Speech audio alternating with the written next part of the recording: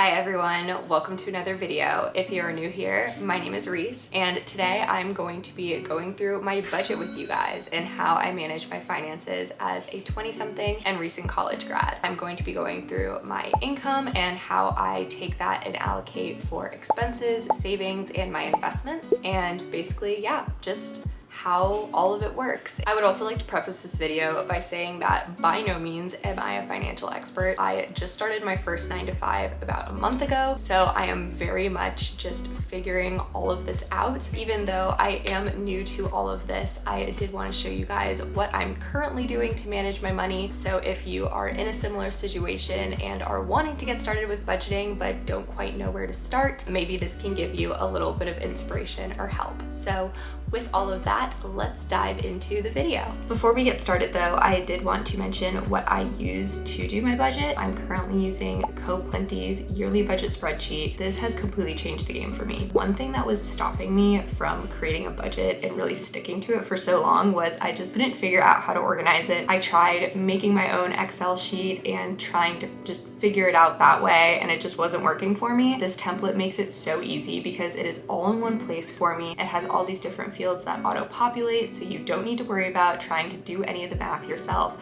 or figure out any Excel formulas. It tracks your income, savings, investments, and expenses just all in one spot. If you do like what you see and think that you can also benefit from the spreadsheet, you can use my code REESE10 to give you 10% off on any of their sheets. They have not only the yearly budget spreadsheet, but they also have the ultimate budget spreadsheet and the ultimate budget spreadsheet 2.0. And they also have a travel planner spreadsheet and a meal planner spreadsheet, which I still have yet to explore, but I am very, very excited to. So if you want to check any of that out, the link for their website will be down in the description for you, as well as my discount code, and you can use that to get 10% off your purchase. But now let's go ahead and I will get started walking through this month's budget with you guys. So how I break down my budget is I aim to spend about 45 to 50% of my income on necessary expenses, things like my rent, my utilities, my car insurance, groceries, pretty much anything where there's going to be a consequence if I don't pay it, either in financial means or in terms of like my own health and well-being. And then I aim to spend about 25 to 30% of my income on savings. So either in investments like my Roth IRA, I also have a travel fund where I'm saving up money to go on trips, and my emergency fund. So those are all my savings. And then I aim to spend that last 20 to 25% of my income on wants or just fun things. Going out to eat, going out for drinks, shopping, my ClassPass membership, all of that stuff goes in that 20 to 25% category. And I'll show you guys how everything kind of shakes out because it is probably going to change a little bit from month to month, which is why just keeping track of it all in a spreadsheet is super helpful. So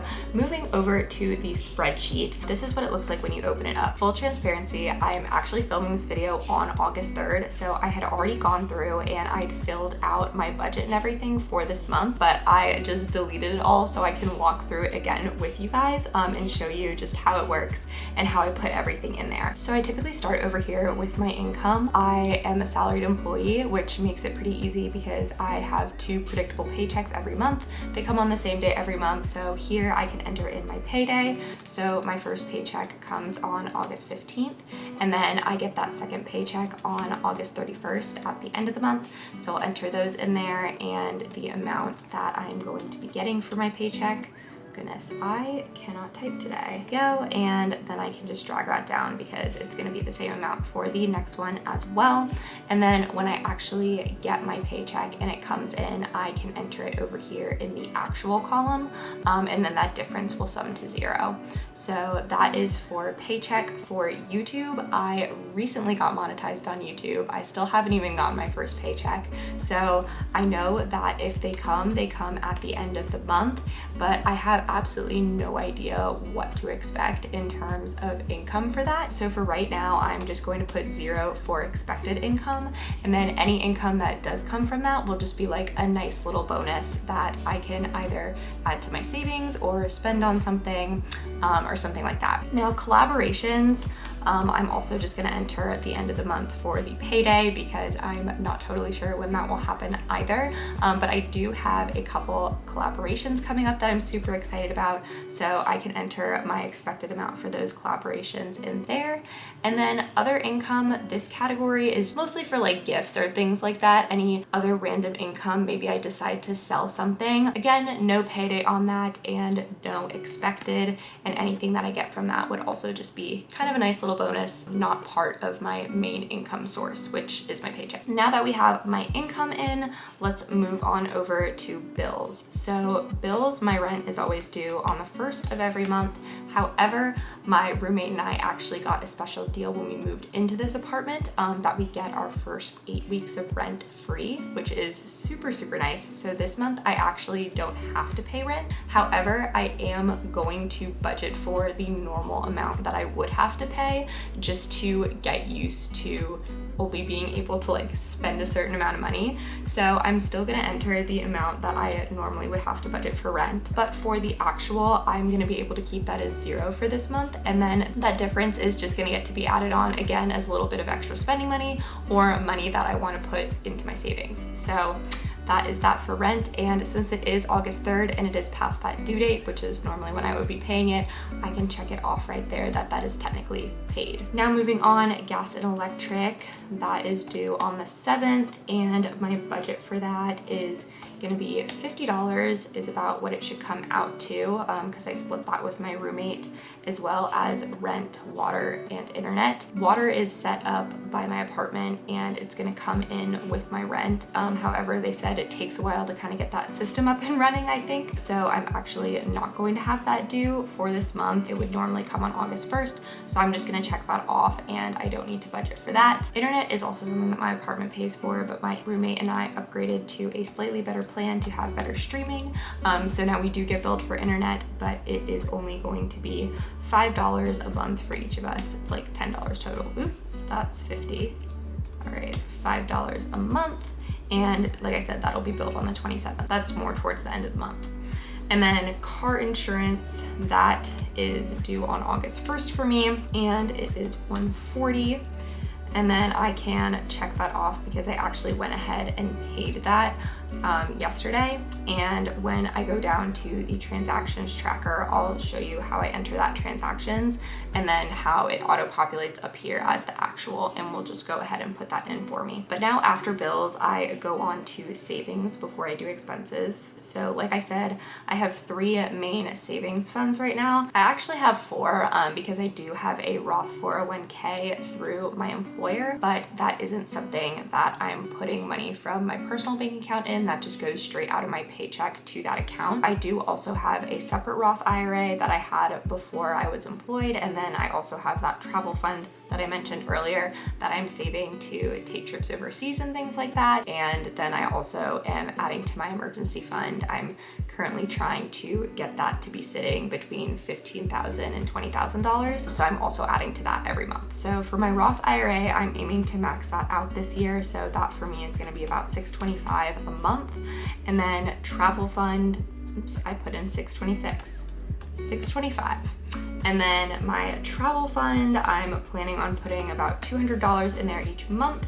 And then the emergency fund, I'm also going to be doing, let's see, I'll do $250 in there this month. And that is that for savings.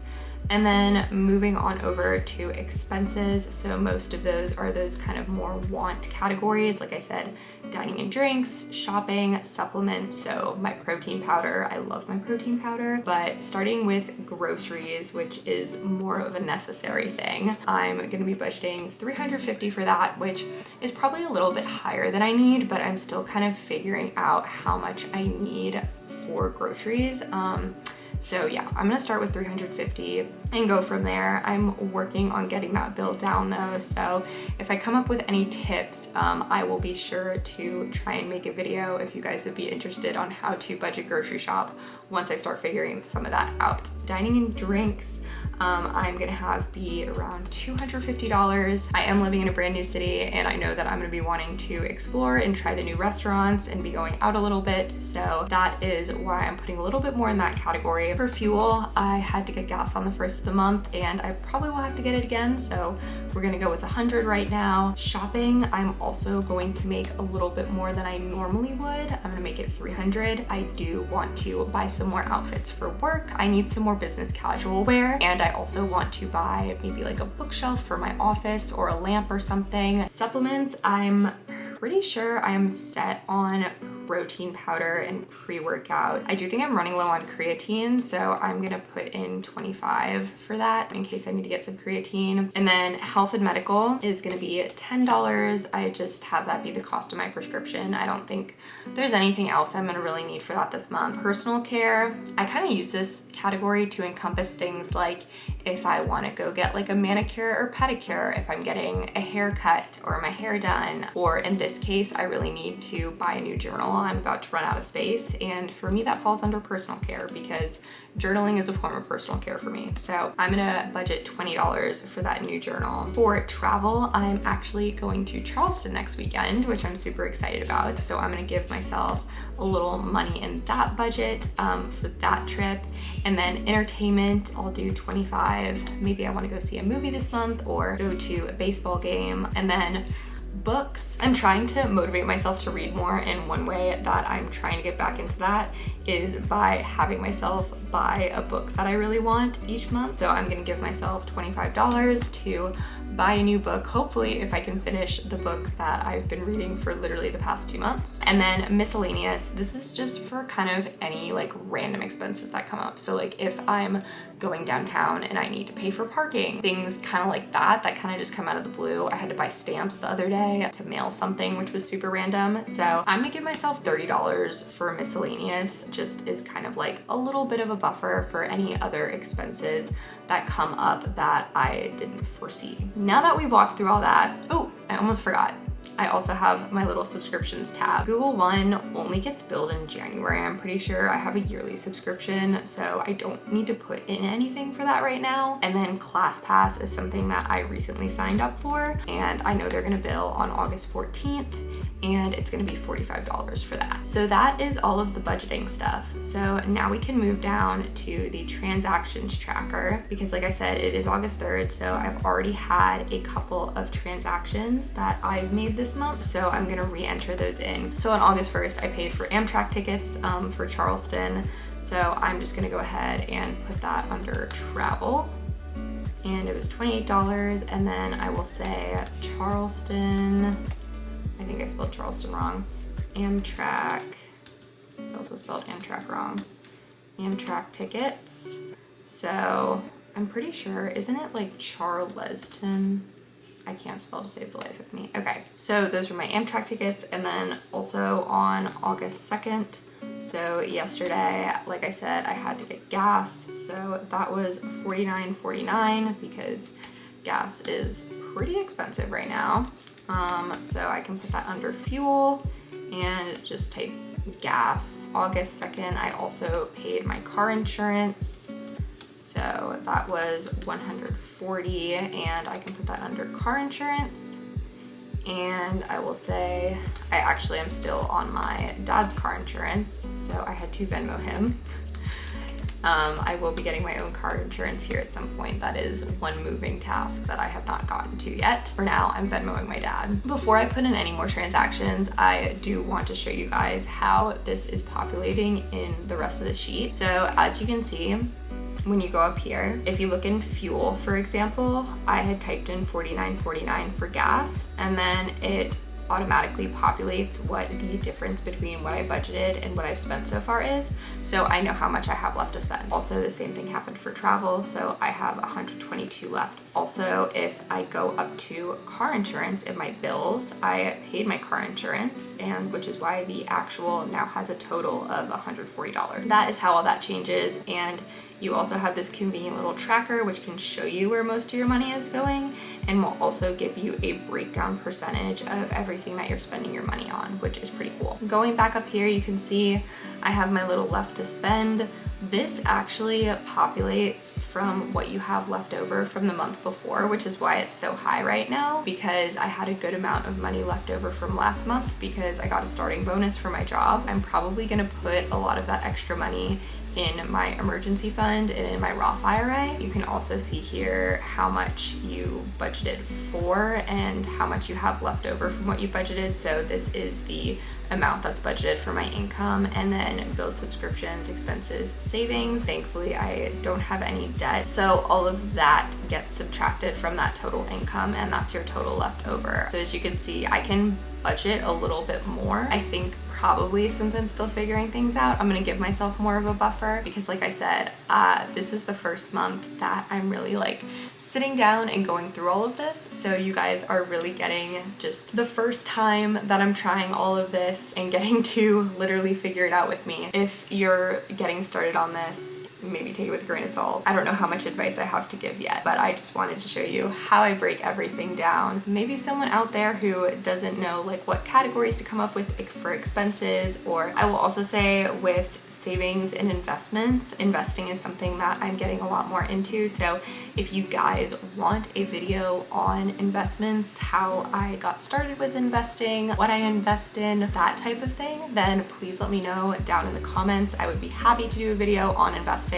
I feel like I would honestly learn a lot. So definitely let me know if that is something you want to see. But other than that, I think that is pretty much it for the budget. So there is one last thing that I did want to show you guys before ending the video, is how all of this breaks down. I kind of mentioned those thresholds that I have where I want to have 20 to 25% going to wants and 25 to 30% going to savings. So let's see how I did with how I budgeted everything and broke it down. I made this little chart here, as you can see, and pretty much just entered what I had put in for my budget for needs, wants, and savings, and breaking that up. As you can see, for needs, the percentage of income that I budgeted for needs this month is almost 48%. So right within that 45 to 50%. And then wants is about 20%, and savings is almost 28%, which is really great. And then down here, as you can see, this is the total amount that I've budgeted to expend this month, is sitting a little over $4,000. And then subtracted from my income, that leaves me about $161 of buffer room. And you'll notice that that number is different than what was on the CoPlenty spreadsheet. It said I had about $600 left, and that is because it is factoring in that amount that rolled over from the past month. But my true buffer is about $160, which is perfect.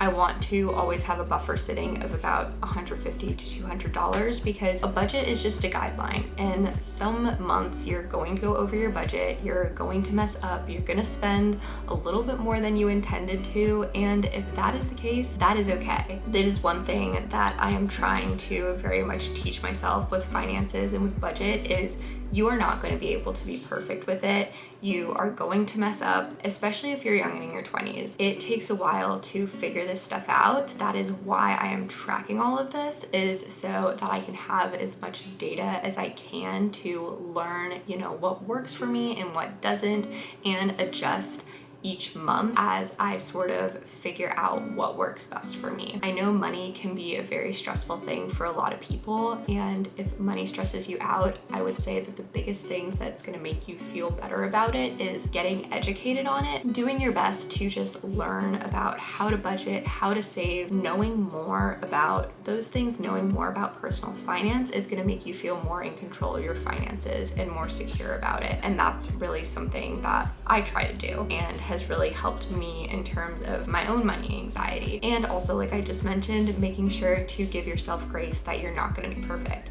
that a budget is just that. It's a budget, it's a guideline, it's not rules. You shouldn't be being so strict on yourself that you are struggling to enjoy your life or choosing to not go out to a meal with friends because you can't spend any money. I know that's not the case for everyone, and for some people, unfortunately, that does need to be a reality. But if you do have the means to, try to let yourself enjoy your life instead of worrying too much about exact numbers and amounts and what you're saving versus spending, because I promise you it is all going to be okay in the end. Just the fact that you have watched this video and clearly are interested in learning more about it means you are already on your way towards making really great decisions with your money. That is all I have for you guys today. If you did like this video, it would really help me out if you hit that like button down below, and you can also subscribe to my channel. I am going to be trying to do more videos about personal finance if that is something you guys are interested in, as well as doing videos on productivity, fitness, nutrition, working a 9-to-5, basically all things about trying to figure out life as a 20-something. So if that sounds like something you want to be a part of, I am very happy you're going to be along for the ride. So have a great rest of your week, and I will see you in the next video.